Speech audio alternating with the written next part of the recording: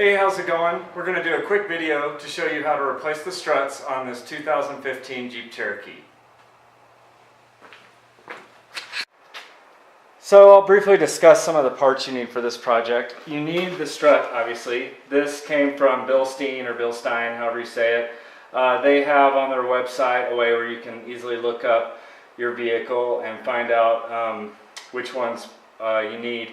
They basically have two kinds. They have the B4 or the B6 for this Jeep. The B4, I guess, is they're a little bit lower end, but it's still supposed to be quite a bit better than the OEM struts. And then the B6, they're the yellow ones, and they're more high performance. I just decided to go with the B4s. And then there's the strut bearing that goes on the top of the assembly. And you'll almost definitely need that as well. One of the things that I know is going to happen when I take this apart is this is just going to fall apart into pieces. That's what happened on the other end, and that's probably one of the reasons why these fell so soon.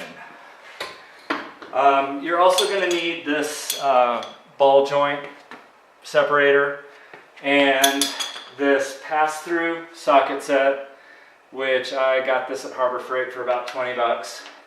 And you'll need some special sockets. That's like a star-shaped socket. It sort of looks like a Torx in reverse. You'll need the size E20 and the size E16.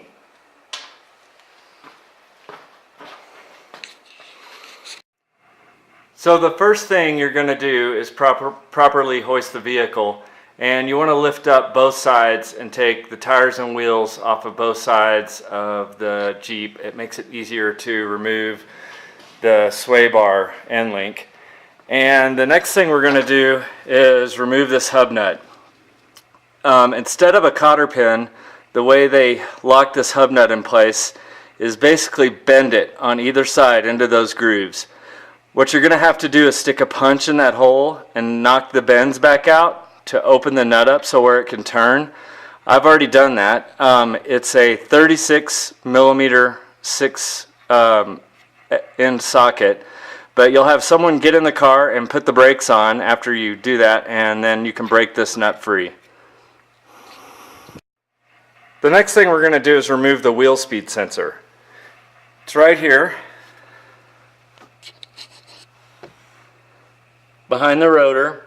It's a 10 millimeter socket that'll take off that bolt, and then you'll pull this sensor straight out, and we're going to take it off and get it out of the way. There's also a place right here where it's attached to the strut on this bracket. You could pull that off first, and then it makes it easier to get it out of the way. So here's the wheel speed sensor. It kind of sticks into a hole there, and we've removed it from the bracket. We're just going to stick it out of the way. This is the bolt that was holding it on. And the next thing we're going to do is remove the brake calipers.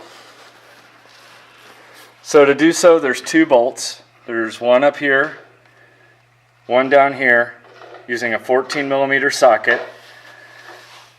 A lot of times also, you'll need to hold this nut in place while you're loosening it. It's 17 millimeter, and you'll need a really skinny wrench to fit in here. I had to take a wrench and grind it down so it would fit. So the next thing we're going to do is remove this bracket for the brakes. There are two special bolts, one here and down here. They use a special socket that's sort of like a reverse Torx, and the size for these is a little different. This one that you'll be using and need to get is called an E20. So these two bolts that hold on the bracket are pretty difficult to remove. You'll need a pretty big ratchet with 1/2-inch drive, and when you take them off, you'll notice they have red Loctite on them to hold them in place. So we're just going to take this off, and then the next step is removing the rotor. So the next thing we're going to do is remove the rotor. To do that, there's a little bolt right here. It's a hex that holds it in place. It's a 6 millimeter. Comes off pretty easy.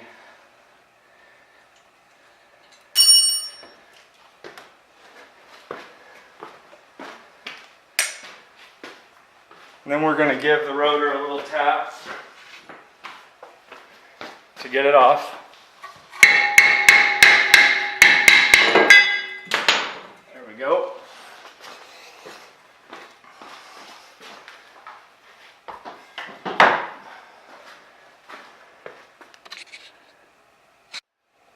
So the next thing we're going to do is remove the sway bar end link. The nut that holds it on is right here. This is one of the first times we're going to use in this project this pass-through socket set. And the reason is that this is going to be on the nut, and then we're going to have an Allen key through it holding on to the middle of the ball joint to keep it from moving while we're loosening it.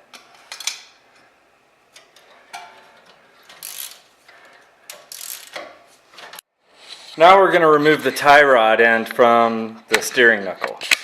And to do that, we're going to remove this nut right here. And it's the same thing as with the sway bar end link. We're going to use a pass-through socket, this time at 18 millimeter, and it's still a 6 millimeter Allen wrench to hold the ball joint in place.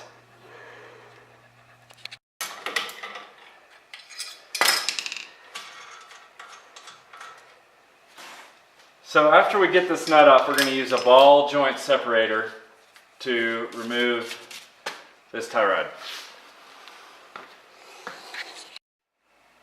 So here's the ball joint separator that we're going to use to disconnect this tie bar end from the steering knuckle.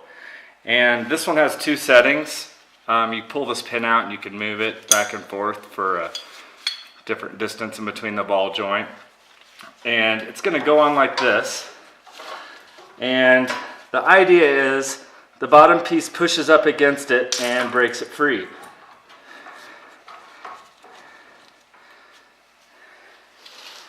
And we'll see how well this is going to work. It's a pretty new vehicle, so it should come off rather easy, I would think.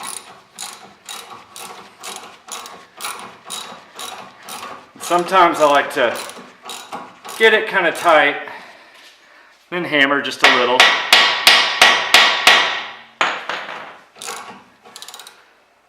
And do the same.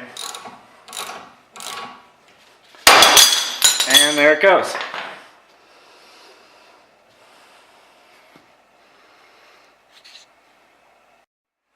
So now we're going to use this ball joint puller again down here on the lower control arm. And what we're going to do is remove this nut and use the same tool to separate this away from the steering knuckle.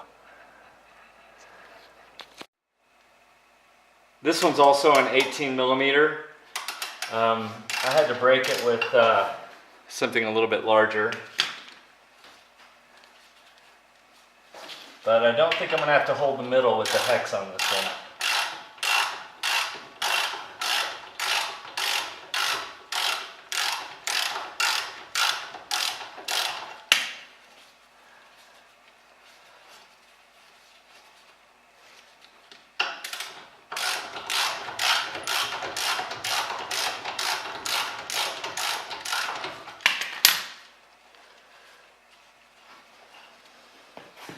Now for the ball joint remover. Hopefully it's a little less violent this time than it was separating that tie rod.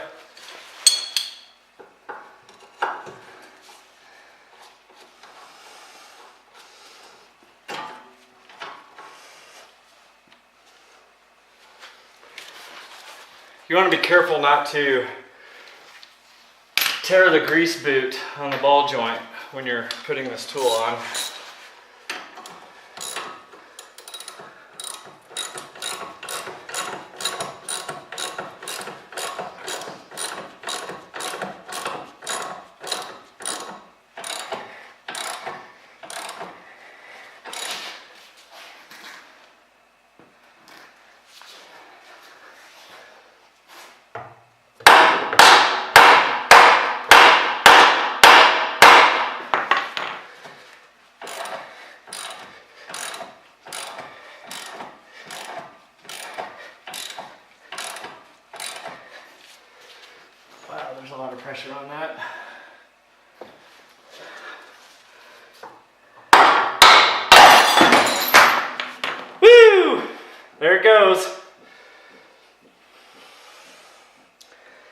didn't expect it to come all the way off.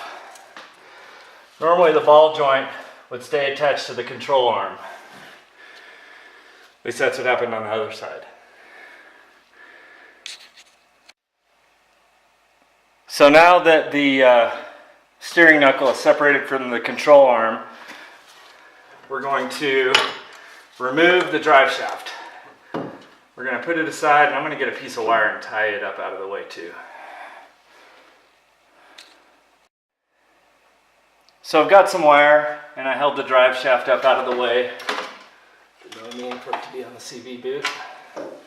There we go. And I moved the brake caliper a little bit further out of the way too, and you'll see why in a minute. We're going to be sticking a pry bar around here up under the frame to push down on the control arm in order to actually what we're going to do right now is we're going to put the knuckle ball joint back onto the control arm.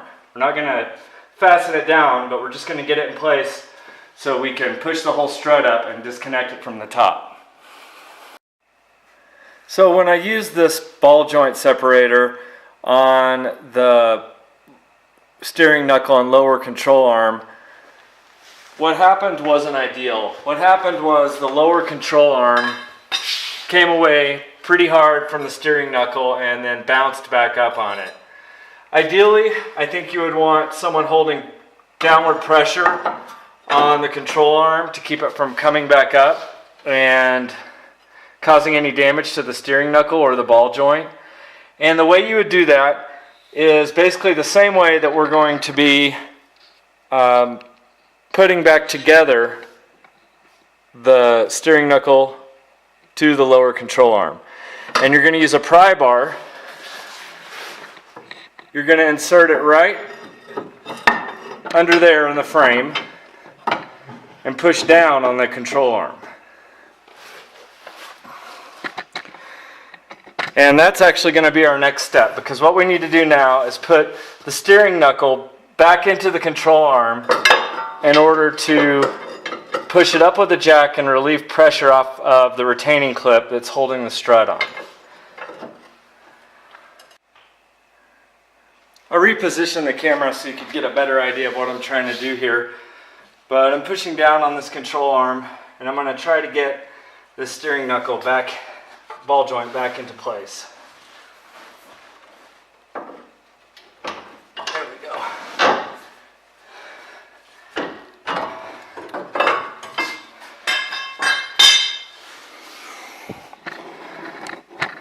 Now that we've done that, we can put our jack underneath here and push up on the control arm to put a little bit of pressure on our strut.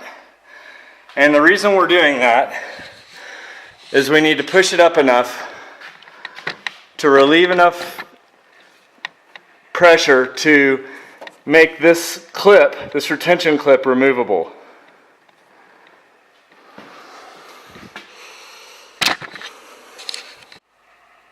So we've got our jack in place, and I've pushed up on the control arm just a little bit. And now this retention clip is loose and can be removed. And this is one of the items that you discard after you take off, and you basically just pry up with a screwdriver and these two clip pieces separate. So this is that retention clip that holds the top of the strut, and you can probably tell it goes together like that. This is one of those pieces, I think I already mentioned, that you throw away. The best way I found to take it apart was to put two screwdrivers in it like that when I pried it apart, and in place it comes apart pretty easily.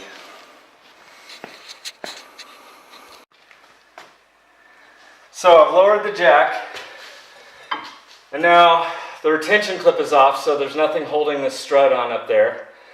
And I should be able to put the pry bar back on the control arm and push it down and lift off the steering knuckle and the strut in one piece and remove it from the vehicle.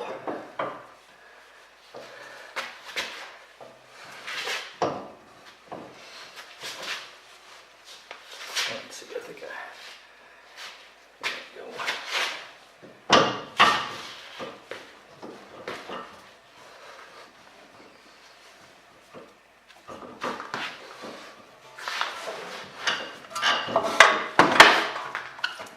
and there it comes.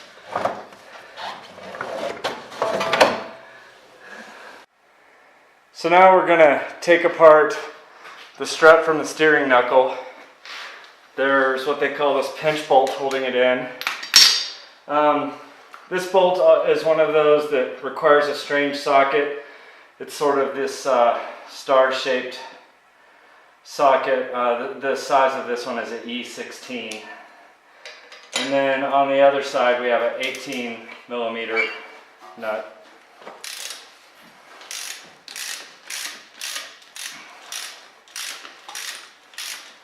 Faster with a little impact gun.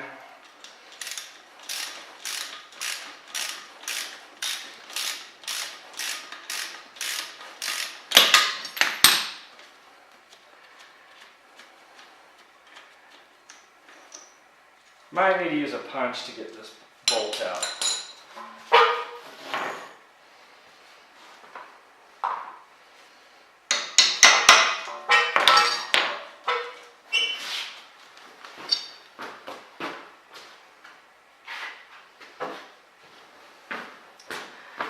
And my punch isn't handy, but this will work. Alright, now that the bolt's out, these two pieces should come apart pretty easy. Alright, here's the strut that we are going to rebuild. So one of the other kind of special tools you'll need that I forgot to mention is this spring compressor. They make a few different types. As far as ones you can rent or get from like Auto Parts Loan Program, I think this is the safest type. It, you know, holds the spring better. They make the kinds that are just little clips that go on either end of the spring and squeeze it together on either side, and everything that I've read about those talk about how dangerous they are. This seems to, it has little safety pins that go in here, and it seems to hold it in a much safer orientation, I think. So now what we're going to do is compress the spring and take this strut apart, because we're going to have to reuse this spring and this boot on the new assembly. First, there's a little cap that comes off of the end of this strut here, and underneath there is the bolt that holds it all together.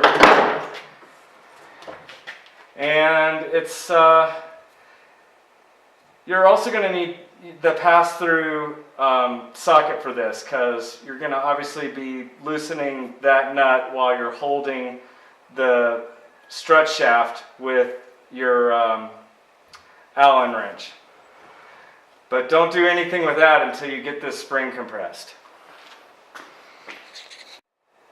So now I'm going to show you how this spring compressor works. You put this strut inside, and then these little pins are for safety to keep it from coming out.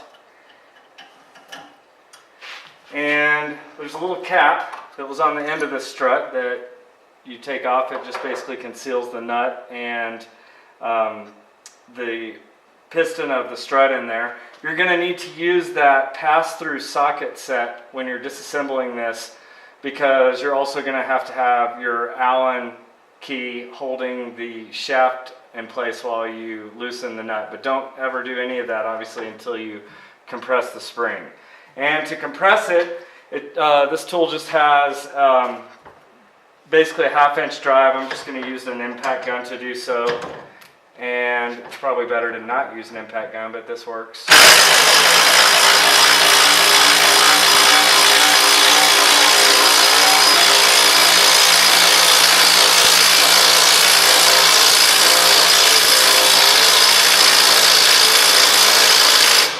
And now I've compressed the spring enough where it can be disassembled.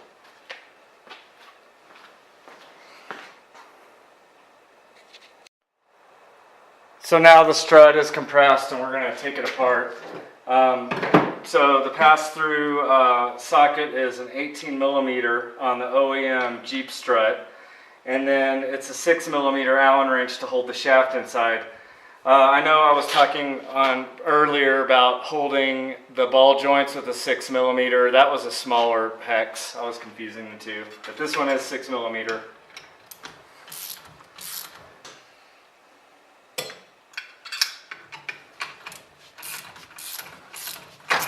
There we go.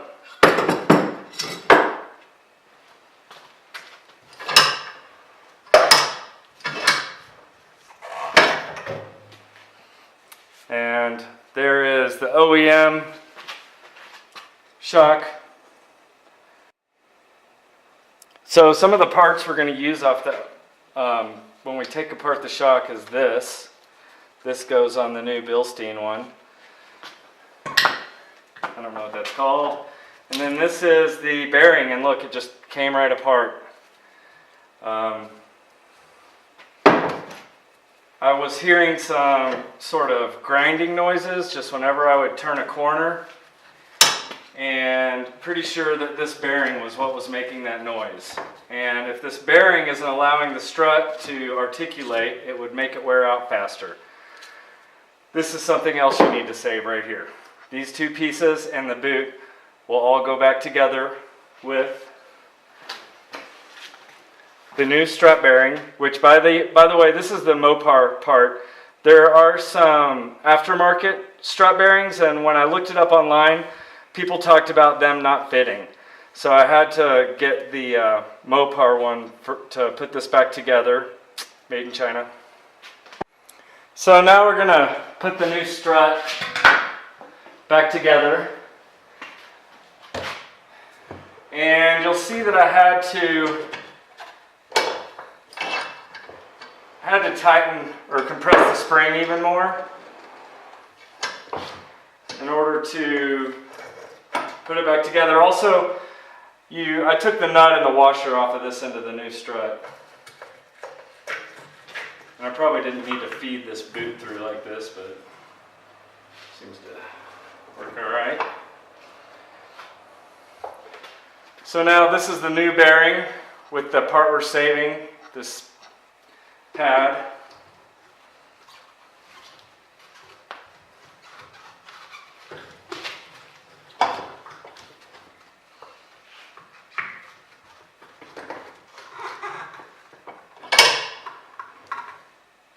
It looks like I might need to compress it even more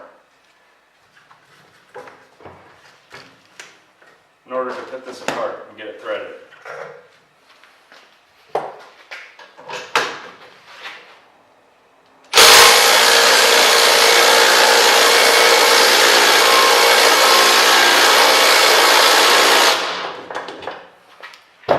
See if that did it. A little bit nerve-wracking.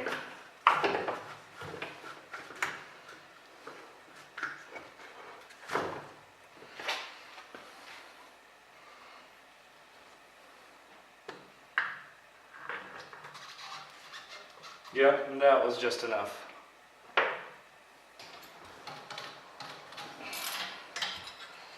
Alright, now we're gonna let the spring back out slowly. So now that we have the strut put back together, we basically do everything in reverse. The strut slides really easily back onto the steering knuckle, and then this bolt goes through, the one that you're supposed to put a new one on. And then that goes back into the vehicle. One of the things I want to show you is before we push this strut up from the bottom, and it'll come up through here. If you'll notice, this bearing has a little hole in the bottom. That hole lines up with that hole, and that basically just helps you get it in the right orientation so you can put the clip back on. So now we're going to put the strut and steering knuckle back on the vehicle. We're going to get it in place and then attach the knuckle back to the lower control arm, and then jack it up just like we did when we took it off in order to raise this bearing up enough to get the clip on it. And before I put it in there, I'm going to look to see where this hole is and turn the bearing to get it pretty close to where it needs to be.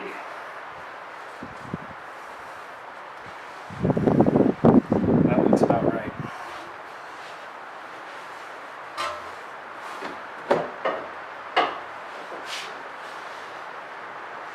Okay, we've got it in place. Now we're going to pry the lower control arm back down and get this ball joint back on.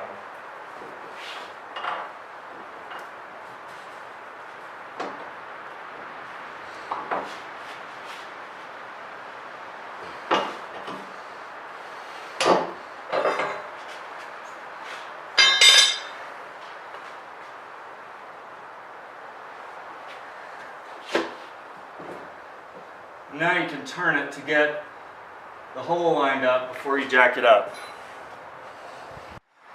So now I'll show you how the clip goes back on. And by the way, this is one of the things I forgot to mention that you cannot reuse. You'll need to buy a new one of these, or a new pair.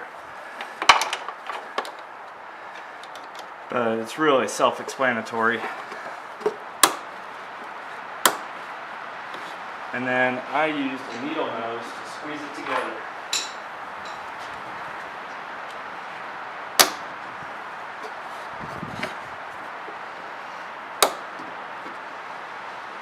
Voila.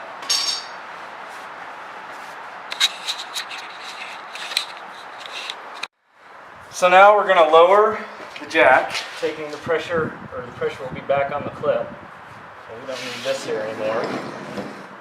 And now we're going to use our pry bar to push the control arm back down again. We're going to take the, and then we're going to separate the knuckle from the control arm again. After we do that, we're going to put the shaft in place and then put it back together.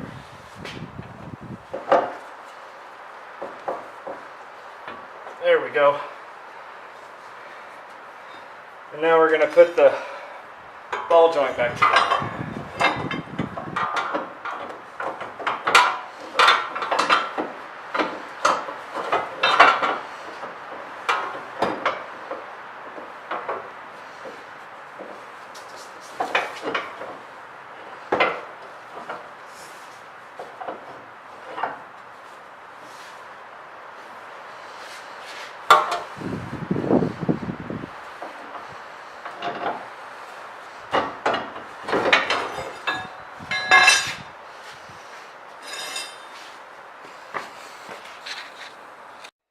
Next, you put back on this ball joint to lower control arm nut.